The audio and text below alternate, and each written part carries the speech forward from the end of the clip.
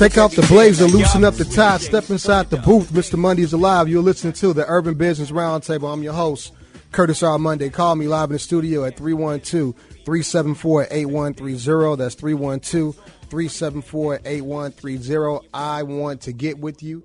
If you want to schedule some one-on-one business coaching, right? Strategy coaching, you got a business you're trying to set up, you want to kind of talk about it from one entrepreneur to another one, go out to my website, www.curtisrmonday.com. Sign up for a session. Let's get together. Let's get that 2020 plan in place. For all your insurance needs, you also can reach the Curtis R. Monday Insurance Agency, 708-647-1005. That's 708-647-1005. We got a great show lined up for you here today on the Urban Business Roundtable.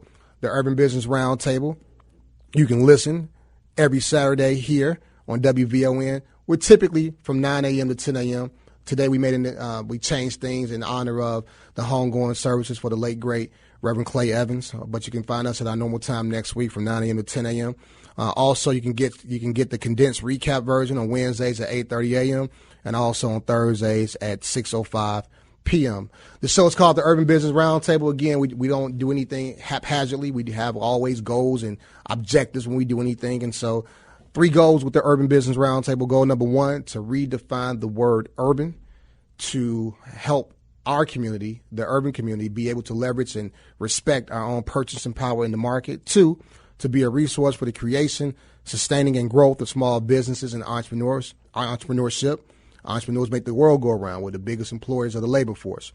And then thirdly, to provide small business owners and entrepreneurs access to capital and opportunities to grow their business. Our guest today would be fit right along lines of that, helping you start your business, grow your business, and get to the next level. We got some great guests lined up for you today.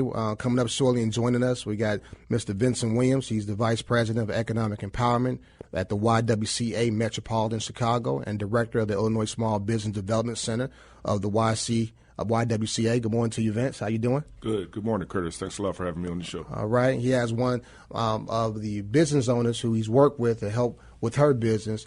She'll be joining us also, Mr. Alicia Bonkley, owner of My Girlfriend's Photo Booth. And then also we have the Illinois State Treasurer, Mike Freericks, stopping by to kind of talk about an initiative he's working on, maybe throw a couple of questions to him also. But keep it locked here on the Urban Business Roundtable. Always got to give thanks, and thanks to God. Thank you for all that you've done for me. As always, I try to share with you guys different nuggets that God's kind of dropped in my spirit over the week as I conduct business and walk this earth. And the thing I want to give you guys today is this notion of getting rid of any excuses that are holding you back. Kill the excuses that you got, all the excuses of why you can't do something. Excuses can either be it can be the thing that holds you back, or it can either be your excuse or it can be your purpose, right? So excuses really are monuments of nothingness. They build bridges to nowhere, and there's a fruitless waste of time. Stop looking at these things in your life as excuses. Make it your purpose. Figure out how you can overcome things. Turn that excuse into your purpose. Make that thing your objective and purpose, or your objective and focus, in a way to overcome it. And so, again, I want to encourage you guys to do that. Hey, follow me on social media, Facebook, Curtis R. Monday. I know my Facebook Live is upset. I got like 5% on my phone right now, so I can't Facebook Live you. But my man, Big Cousin, the silent assassin, Troy, he's always taping everything for us, so it'll be up on the YouTube station, the YouTube channel at Curtis R. Monday. Be sure to subscribe to the YouTube channel. We reached 156 subscribers. Our 150th subscriber is Barbara Jean. I told you when we get 150, I got $100 for you. So I got $100 for you. So we'll meet next week to give you that money. On Instagram, I'm C Monday, and again, always be able to follow me. And so, Mighty Titus on the ones and twos. What's going on, good brother? How you feel? I'm good, Curtis. How you doing? Man, I'm fine. Now let me do a roll call. So we got Big Cousin Troy here, right? We got Mighty Titus, our board operator, engineer, on the ones and twos, right? Who are we missing? You know it's cuffing season. Sonia Levine, our producer. She called Vincent. She set it up the interview, got the treasurer, and our producer. She's not here again. And again, y'all thought I was tripping with this whole cuffing season theory, right? Ever since the weather turned cold, right, and there's no opportunity for warm engagement in terms of the weather being warm and you to wear your sundresses and be out, right? And people stop coming outside. Cuffing season. It is my belief, and I have empirical evidence to support my belief, that Sonia Levon, our producer, has been cuffed. She's cuffed. She don't want to come to work. It's cold. Netflix and chill. She's cuffed. While we got to do the real work. So, Sonia Levon, hey, come to work. Hey. So, the Urban Business Roundtable, we try to make it where individuals who come on the show, right, we're intentional about doing business with each other, right? I don't have anybody that comes on the show that we don't try to help or edify in some way or to reach out and say, hey, let's do business. I mean, again, I embrace the whole notion of cooperative economics. It's Kwanzaa season, and so, again, this cooperative economics is just not some theory. We actually try to employ it. Taran Smith, CEO of 37 Oaks Consulting. We met Taran one-on-one. She's helping me helped me launch some apparel that I'm working on. Robbie Smith, she was here last week, CEO of RB Pest Solutions, right? Called Robbie because I needed to know on the property we just bought, does he do termite treatment, right? So we try to help Robbie. Same property. We needed to do some build out with the property, build a couple of new bedrooms, change the structure a little bit. So we got Deion Lucas, Beehive Consulting. I think when you was here last time, Vincent, that Deion was with Marcus. Yeah. So again, I might be dating myself. I'm not just a hair club president. I'm also a client. I'm not just the host of the Urban Business Roundtable. I use these businesses and try to get really, really focus in on trying to figure out how we can work together. EJ Williams is just not my co-host of the Urban Business Roundtable. I mean, of She Flips, He Flips. EJ don't give me nothing for free. EJ she charged me just like I was like a normal client. So I pay her to do the design work on properties. Corey Singleton, we're doing a deal with him with financing for a property. What I'm trying to illustrate is that these people that come on the show, try to reach out and do business with them in some shape, form, or capacity. Coming up real soon is going to be Miss Bunkley. She's going to be able to tell a story about how she started a business. And when you hear her story, find a way to support her business. Why? Because as African Americans, we still have a long way to go. The fight's not over. We still got a long way to go. I got some stats for you. The unemployment rate for African Americans still is double that of white Americans. Right? If you turn on the news and they say that, hey, the unemployment rate is 3%, that means it's 6% for African Americans at a minimum. I might even been undercutting that number, right? Whatever it is, you want to add a multiplier to it. Whatever the national message is or the national number is going to be equally bad for African Americans. 2, we're not benefiting from an expanding U.S. economy. When you hear like the economy is doing great, that doesn't include us, right? And this whole notion that we're going to rise with the rising tide, that doesn't always work. We have to fight with tooth and nails for everything that we get. And so that doesn't always impact African Americans. We're not benefiting from wage growth. When you hear the president touting, hey, wages have grown since I've been, I'm president. I want you to ask your friend, ask your neighbor, are you making any more bread at your job? Have you gotten a raise at your job? The likelihood is that it doesn't apply to you. Also, we're not benefiting from job growth. Every month, they come out with the new jobs number. It tells you that the economy has added this many jobs. You tell me in your community how many new jobs you take out the payday loan place, take out the dollar store, take out the steak and lemonade place. Take those out. You tell me how many new jobs you see growing in your community. It doesn't apply to us, Vince. So I hear this. So the last frontier, in my opinion, the saving grace that helps us is the small business owner, right? It's like Ms. Bunkley, the small business owner, the individual who not only looks like you, probably would be more inclined to hire you also, right? So again, start to figure out how to be intentional with doing business with each other. African American owned businesses still have challenges, right? 60% of African American small business owners polled in 2019 said that the financing environment is restricting their growth opportunities for their business, i.e. they can't get money that they need to start their business, to grow their business, to put into advertising and marketing and hire more staff. That number is 13% higher than the whole sample size of small businesses. I said that African Americans, we have it worse, right? So that means that number for African Americans is 13%, for African American business owners is 13% worse than the national average. There was a lead economist for Dun & Bradstreet said that things get worse for minority-owned businesses if the economy stumbles. Duh. Of course. I mean, we're already at a deficit to begin with. So if the economy does bad, right, we're going to feel the brunt of it more. While the current lending environment is steady, this is a quote from her, while the current lending environment is steady at the moment, the economic downturn is a greater risk for these types of businesses who are already facing challenges in a healthy lending environment. Another thing, because of the financial difficulties, minority-owned businesses said that it would negatively affect their hiring. Yeah, it's all related, right? If I can't get access to grow my access for capital, right, Vince, to put in my business. Absolutely. Yeah, go ahead. Yeah, can't get access to capital, working capital to keep your business going. Most small businesses don't include the marketing, like you had mentioned. So all of those fall in line. Yeah. And if one stops, it's that domino effect. It's a domino effect. The others are gonna. Yeah. Three top issues that are facing minority-owned businesses, black-owned businesses specifically. Number one, finding and retaining profitable customers. It takes us more money to attract a new customer than it does to it takes more money for us to lose a new customer than it is to actually attract it. To say it another way, we spend so much money trying to get a new client, it means more to us that we can retain the people that we have.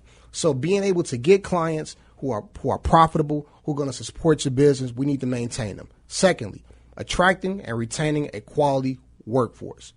We get stigmatized as African American business owners, right, that we can't be professional. You go to businesses, you go to McDonald's in Naperville versus a McDonald's in South Shore. It's a difference, right? It's a difference. A difference in service and difference in things of that nature. Okay, fine, it is what it is. But with that being said, though, there are a lot of African American owned businesses who want to hire a quality labor force that accurately reflects the quality and sophistication and the business competency of our respective businesses. But we need capital to do that. We need support from good clients to do that. And so, as Vincent said, it's all a domino effect. And then finally, getting capital to grow. Need money. Everybody talks about it. We had a treasurer on here a little bit, talk about money. Vincent has some programs. Going to talk to Ms. Bunkley. So that's me on my pulpit for the day. Need money to make money. Need money to make money. We're going to take a quick break. When we come back, we're going to get into some more conversation with Vincent Williams and also Delisha Bunkley, CEO and owner of the of My Girlfriend's Photo Booth. And then also the Illinois State Treasurer will be joining us on the other side. You'll listen to the Urban Business Roundtable. We're here with Curtis R. Monday. Thanks. Welcome back to the Urban Business Roundtable with your host, Curtis R. Monday. Got great guests lined up, great conversation.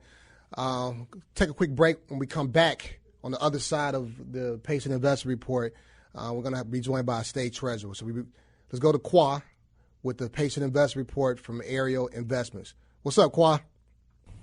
Hey, Curtis. Today, I wanted to talk about monthly subscriptions. Take a moment to consider just how much you really spend on all of those recurring monthly services. Most of us will think of the obvious expenses like all of our television streaming services. But don't forget about the cost of music streaming too. You might also be paying for wellness apps and gaming subscriptions for the kids. There are also those innocent-sounding free trials that have a sneaky way of turning into monthly subscriptions too. And of course, we can't forget about traditional monthly expenses like newspaper and magazine subscriptions, as well as gym memberships. As you can see, once you consider all of those recurring monthly expenses, they add up fast. Now's the time to do a subscription audit. Go through your credit card bill and see if you're taking advantage of all of those monthly services. Perhaps you don't use that wellness app that much. Or maybe you don't have as much time as you thought to enjoy all of those TV streaming services. Now's the time to cut expenses you don't use and take back control of your finances. Even better, take it one step further. Take the money you save and invest it in your own savings and retirement. Instead of paying others, pay yourself each month. Automatic investment programs make it easy to get started. At the end of the day, many of these services provide convenience and entertainment. And although they might not seem expensive individually, they add up once you consider them all together. Take a hard look and cut the services you aren't using, and use those monthly savings to invest in yourself. For more tips, visit ArielInvestments.com. And remember, slow and steady wins the race. Thanks, Qua. If they don't have one of these that exists right now, they need one, and I'll be the first at the meeting. A support group for all these monthly subscriptions. I have when he said this, I got every subscription, Hulu, Netflix, Epix, I got them all, man. Look, Disney, like I got them all, man. The Zone, I got everyone sound like a good idea to me, and everyone I use at some point. I guess if I added that bread, I could probably buy a whole nother property with that. Man, maybe I can get a loan of this $31 billion we got with the state. So our next guest is going to give us some information to kind of help us with this. Illinois State Treasurer Mike Friedrich is the state's chief investment and banking officer and actively manages $31 billion. The portfolio includes $13 billion in state funds, $12 billion in college savings plans, and $6 billion on behalf of local and state governments. I want to say good afternoon to our treasurer, State Treasurer Mike Friedrich. Good morning, Mike. How you doing? Curtis, good morning. Thank you. Thank you for taking time out for chatting with us. And I know you has a busy schedule, but I want to pick your brain on a couple of topics. Let's do it. Entrepreneurship. The Urban Business Roundtable is a show that deals with entrepreneurs and helping the small business owners specifically. Talk to us about, are there any plans or programs that the state has for entrepreneurs that we should be aware of, like specifically in the areas of like access to capital? Yeah, so that's one of the things we do. As the Chief Investment Officer, we're tasked with making a return on our investments, so we don't offer a lot of grants or make investments, but when we put our money into communities, when we help provide access to capital, we can help businesses and entrepreneurs thrive. Absolutely. So if you're looking to start a business or to have a big development in downtown in the Loop, you probably don't have a problem getting access to capital. But There are communities throughout the city and throughout the state that do. And we've got a community uplift program. We go into banks in those areas and deposit money that they then can in turn lend out to entrepreneurs and small businesses. We also have an Illinois Growth and Innovation Fund looking to make investments in Illinois-based technology companies. Sure. Because we know that we can get a good return, we can make good interest from it, but if we also help entrepreneurs to grow their businesses, to hire more people, that also has a benefit for the state because there are more employees paying more in taxes. Sure. Great information. You know, one of the things we talk about on the show, the importance of education and making sure whether we're educating ourselves in real estate or we're educating ourselves in the various disciplines that support our small-based businesses. The investment in our education is a key component. I talk openly about the fact that I started a 529 plan for my son. And Illinois has a college savings plan, a Bright Start 529 plan that I actually signed up for my son. But a lot of individuals may be unfamiliar about the plan, that what we offer in the state or how it works. Can you share with our listening audience just some details about the plan and how it works? Yeah, this is something we talk an awful lot about because if a young person knows they have a college savings account in their name, they are 3 times more likely to go to college. Right. It doesn't really matter how much money you have set aside. The fact that they know that there's an account in their name makes them more likely to go to college because it's the message you send. When you tell your son, you have a college savings account, what he's hearing, what you're really telling him is, you're smart. Yeah. You're college material, and I believe in you. I've invested in you. And when kids feel that someone cares about them, feel someone trusts them, believes in them, they're much more likely to work harder and stay longer in school. Sure. And we also know that with a higher education, it's an investment that will pay off throughout their lives and increase earning potential. So it's good for them, it's good for their family, it's good for our state when we help more young people achieve their potential. Sure. Now with this 529 plan, you can use the money for educational costs, higher educational costs. I think the limit is $450,000 over the lifetime you can have in a plan for. Yeah, but that's a lot of money can be used for a university, a community college, a trade school. Yeah. But the days when you could graduate high school with a diploma and walk out and get a good job to support yourself and your family, those days are really gone. Sure. You get some sort of education past high school, and a college savings account makes it more likely your kid will accomplish that. How does our plan on the state level compare with other states? Because I know you can get 529 plans from other states. How does Illinois compare to There are 50 programs around the country, and Illinois is gold rated according to Morningstar. It means we're the top 4 programs in the country. We came into office, we cut the fees that the company was charging families, we mixed up the investment portfolio, made it better, and Morningstar gave us a double rating upgrade. The only time they've done this, we went from bronze rated to gold rated. Yeah. So we have one of the best programs in the country according to Morningstar. And 2, if you contribute to Illinois Bright Start or Bright Directions, your contributions are deductible on your state income taxes. Yeah, so it really is a good deal. Yeah, that's huge. Like I said, I have one for my son. We use it. I particularly like the feature that allows us to send an email to loved ones, encouraging them and asking them to make a contribution to his account. So like for his birthday, in lieu of gifts, toys he's going to break or clothes he'll outgrow, we ask that you take that money and make a contribution to the account. I told him, Treasurer Freericks, that at Bright Start, what I want them to do with that function, with that functionality, is be able to provide me a list of who made contributions and what amount. Because right now you can't do that. So if my friend Troy made a contribution to my son's account, there's no way reporting for me to be able to see who made what contribution and what amount. I just see a dollar amount coming. So next time you talk to him, take that. Well, we will have to work on that because that is a great suggestion. I know my daughter has way more stuffed animals and toys and things that she doesn't use. They're really a bad investment, but putting money into a college savings account will help reduce any sort of debt she'll incur by going to college. Yeah. It will pay off benefits throughout her lifetime. 2 more questions for you because I know you got to get out of here. I'm an insurance agent. I have my own insurance agency. I was working with a client recently. We opened up a CD with her for a couple of years back, actually a money market account a couple of years back. She hadn't used it in a while and couldn't find it. And we couldn't find it at all. When we called the banking area to inquire where it was at, where the account was, only to discover that it had gone to the state in unclaimed property. I had no idea that this thing even existed. And as I prepare for our conversation, you mean we got some $3 billion in unclaimed property with the state? That we do. So this is a consumer protection thing. So there are companies, businesses, banks, financial institutions that are holding on to money. In some cases, people have passed away. In some cases, they've moved or forgotten about them. We take money and try and track down the rightful owners. We found this with some life insurance companies. They would sell a life insurance policy to someone. They would take payments throughout their life. And when they passed away, in some cases, they wouldn't pay out to their beneficiaries.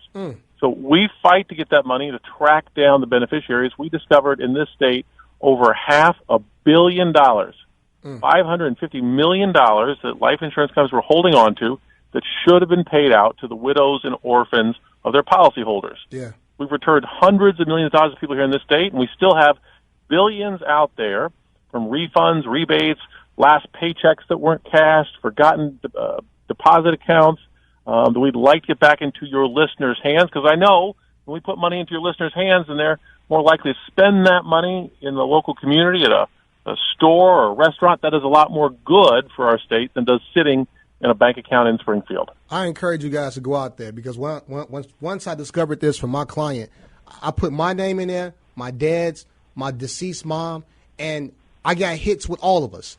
And we started the process with reclaiming those things that was out there. It's not a difficult process. I really, really encourage you guys to do it. It was really an eye-opening experience for me. Treasurer, IllinoisTreasurer.gov/ICASH, or you can go to IllinoisTreasurer.gov and click on unclaimed property.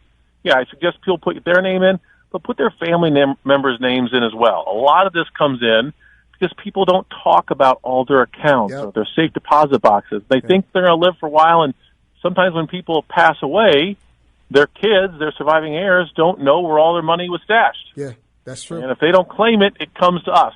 That's true. In closing, you're working or spearheading an initiative with the state. Tell us a little bit about your initiative regarding the designing of a coin in honor of the 19th Amendment. Great. Yeah. In 1919, Congress passed legislation allowing states to vote to give women the right to vote. 6 days later, the state of Illinois was one of the first states to enact that. We were followed by 35 other states.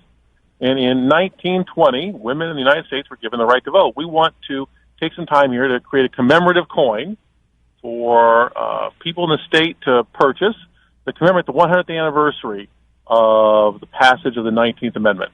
Absolutely. So we're asking for some help first. We'd like to showcase the talent, artistic talent in the state of Illinois. We'd like an Illinois artist to design this commemorative coin. So this information can be found on our website at illinoistreasurer.gov. If someone has interest in how we can represent that graphically on a coin, they can go to our site and submit a proposal. If someone would just like to own one, sometime this spring after the contest is over and they're minted, they can purchase one as well. Absolutely. I want to say thank you again. Sounds like an exciting initiative. Keep up the great work, and I appreciate your time today, sir. Chris, thank you. You have a great Saturday. You too. Illinois State Treasurer Mike Freerichs, we appreciate you. Can we keep the conversation going, Titus? I want to introduce our next guest. He's the Vice President of Economic Empowerment at the YWCA Metropolitan Chicago and the Director of the Illinois Small Business Development Center at the YWCA Metropolitan Chicago. At 140 years old, this organization is the oldest women-focused social service organization in Chicago. His position involves encouraging economic development and identifying and cultivating strategic partnerships within the communities around Chicagoland. I want to say good morning, or good afternoon, rather, to Mr. Vincent Williams. Good morning, Vince. Good afternoon, Vince. Hey, good afternoon, Curtis. It's that different start time, so you're saying good morning for the Urban Business Roundtable. We're at noon today. Thanks, Vince, for joining us. I also want to introduce our other guest. She's the owner of My Girlfriend's Photo Booth, which is a photo booth rental company. I want to say good afternoon to Miss Delisha Bonkley. Good morning to you, Delisha. How you doing? Good afternoon. All right. Good morning. Good afternoon. Just charge me at $5 every time. Yeah, we want to talk right into the mic. Vincent, talk to us about what you do at the YWCA Metropolitan Chicago. Absolutely, Curtis. And thanks again for having me on your show. Sure. And one of our SBDC clients, Delisha Bonkley. So the Small Business Development Center at the YWCA Metropolitan Chicago focuses on helping individuals start a business, grow a business, in some cases dissolve a business. We present them with tools and the resources necessary to create a business plan, essentially form their legal entity. I actually facilitate a course called Master Plan. Remember the song "Thinking of a Master Plan"? Yeah.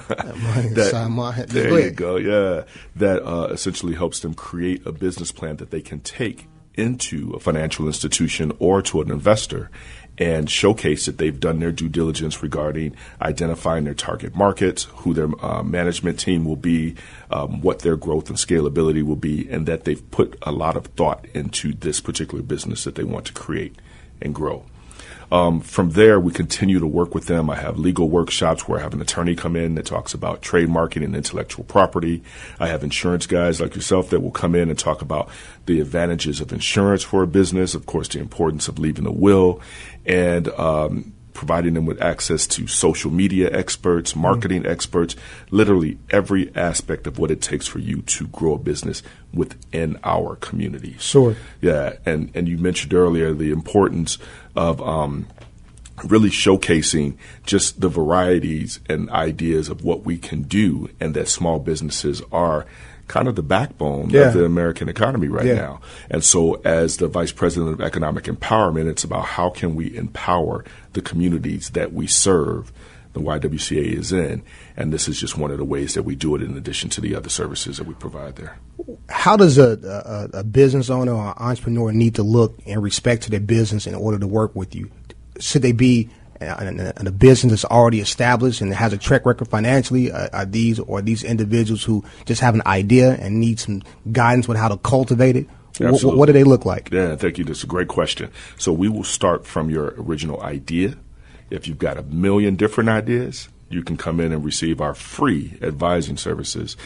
We have a partnership with the Small Business Administrator, SBA, and we're funded through the state to provide these services. We have 9 locations throughout the city. I'm located in the Woodlawn neighborhood on the south side of Chicago, and we've got 2 more offices that will be locating within the next year, one in Roseland and another that will be in Matson in the south suburbs. Got it. And so essentially what we look to do is focus you and your ideas so that you can work diligently and efficiently, if you will, to get your idea up and running. In some cases, like I think you'll end up speaking with one of the clients that went through the master plan program, who may have been in business for a number of years, just didn't have all the necessary steps in line. We will help in that capacity as well, just to get you on track, provide you with a template, if you will, and then again be that shoulder, that ear, that resource for you to help grow your business. Absolutely. Great segue. I want to introduce in the conversation Ms. Delisha Bunkley, the owner of My Girlfriend's Photo Booth. Ms., you prefer Delisha or Ms. Bunkley? Delisha is fine. Delisha. Talk to us about your business. Tell us a little bit about your business, what it does, and how you got it set up. So, name of my company is My Girlfriend's Photo Booth. We've been in business since 2015. I had originally, which I still do, have a business called Cocktails for Entertainment, and we're a concierge service. So we were hosting fundraisers at that time. So we purchased a photo booth just to have it, just in case anyone needed it. We didn't have to outsource and rent it from anyone else.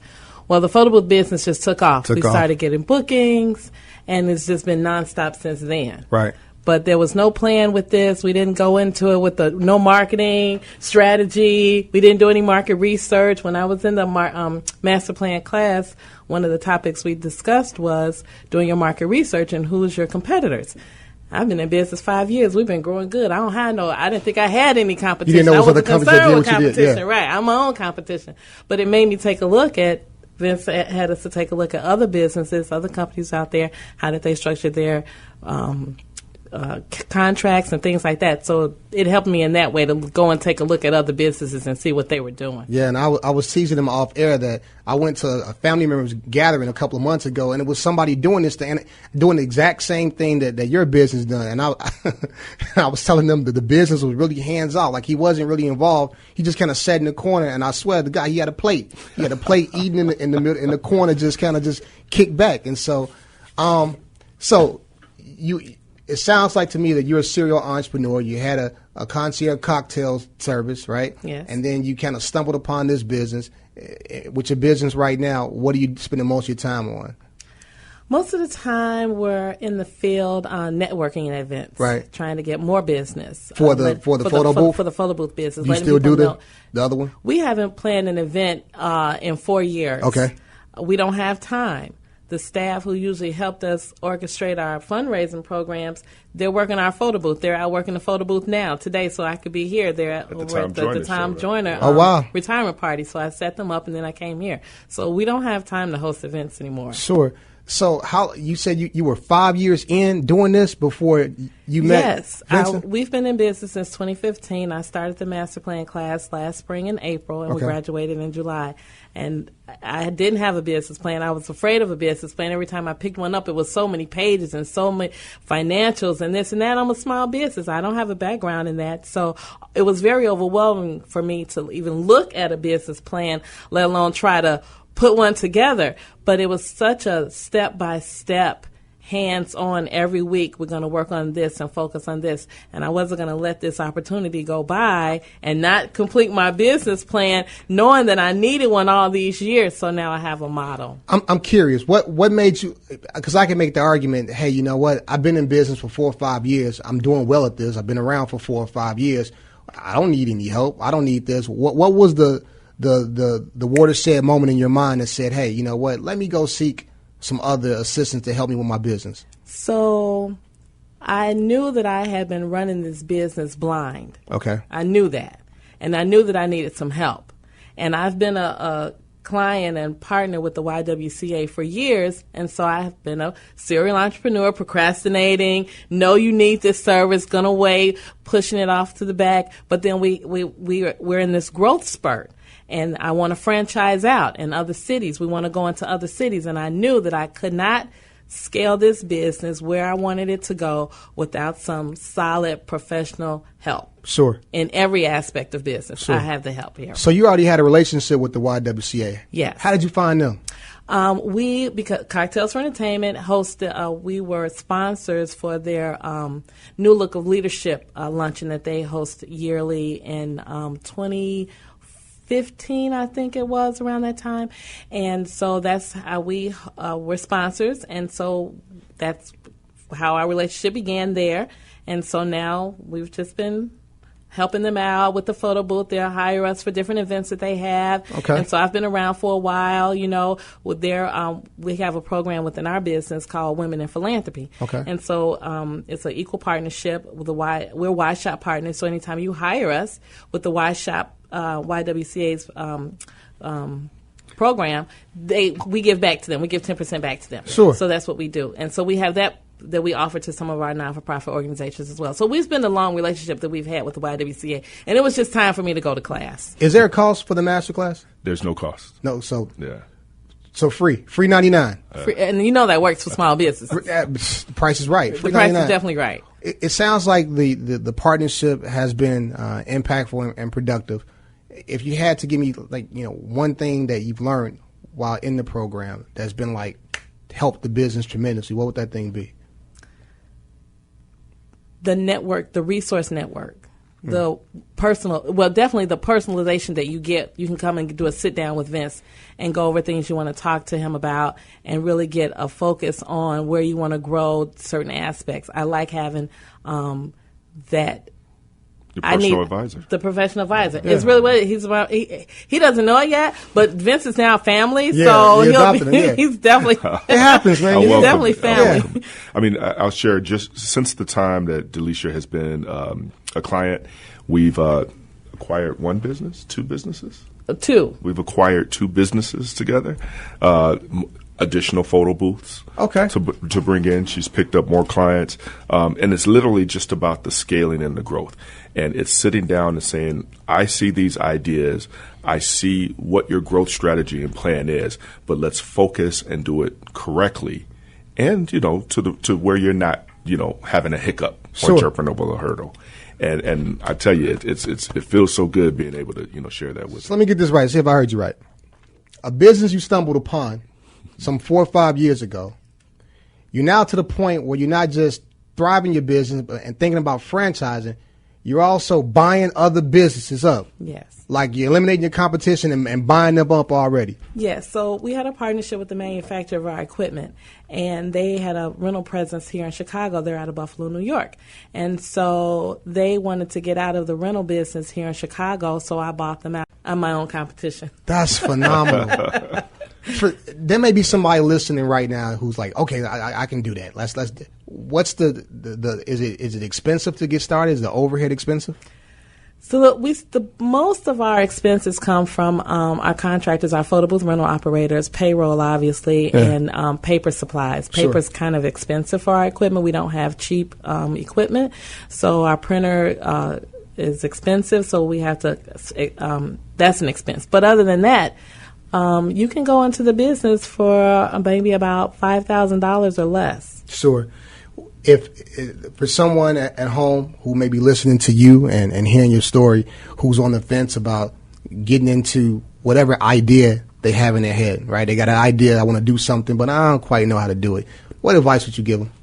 Come to the Side Hustle Saturday class that Vince hosts on Saturdays, the second Saturday of every month. Yeah. It's called Side Hustle Saturday. You can sneak in. It's no pressure. You can ask questions. You can listen. You can, but do it. Don't wait. It's never going to be the right time to do it, so just go ahead and do it now. What the hell is the men's? Like, this is for women? Can the brothers come? No, it's the community. It's the community. So I can come to the YWCA Side Hustle Saturday? Absolutely, man. Because, for example, I just had a class that just graduated last Tuesday. Okay. 43 entrepreneurs in the master plan class. 12 of them were men. What's the how long from beginning to end? What's the duration? That was 14 weeks long. 14 weeks long. And then in 2020, we're shortening that to 6 weeks. Right. Big cousin, we out of here. We going to the master class. Delisa, I want you to tell our listening audience, where can they learn about your business and support your business? Where can they find you? mygirlfriendsphoto-booth.com. Okay, great information. And Mr. Vincent Williams, for other entrepreneurs out there listening and who wants to take their business to the next level, get a Side Hustle Saturdays. Side Hustle Come Saturdays. to Side Hustle Saturdays. Absolutely. Come to the master class. Give us your information. Yeah, sure. So you can find us and all the information about the services that we offer at YWCAChicago.org/SBDC. That stands for Small Business Development Center. If you're looking to contact me directly, you can do that at SBDC@YWCAChicago.org. Sure. I want to thank you both for being my guests here on the Urban Business Roundtable today. As I tell all the guests that, we try to give a platform where you can share your information, share resources. Faith comes by hearing. People need to hear good stories to help encourage them. We also need to take that faith and give them some resources they can utilize, and so that's what we do. I'm very intentional about trying to figure a way we can benefit from synergies in doing business, and so I put you guys in the Rolodex and figure out, Vince, if you ever need someone to talk about business and real estate, these seminars, Absolutely. Consider me as a resource. We gonna get you. I got so many different people who do different events and things of that nature, and having seen it in action, I know that it's a great thing. And so, kudos to you. I'll make sure we get the information. Brother. Yeah. You had a plate. There you go, man. Again, it has been a whirlwind Saturday, doing back to back with C Flips and He Flips, and now the Urban Business Roundtable. We got to get ready to get out of here.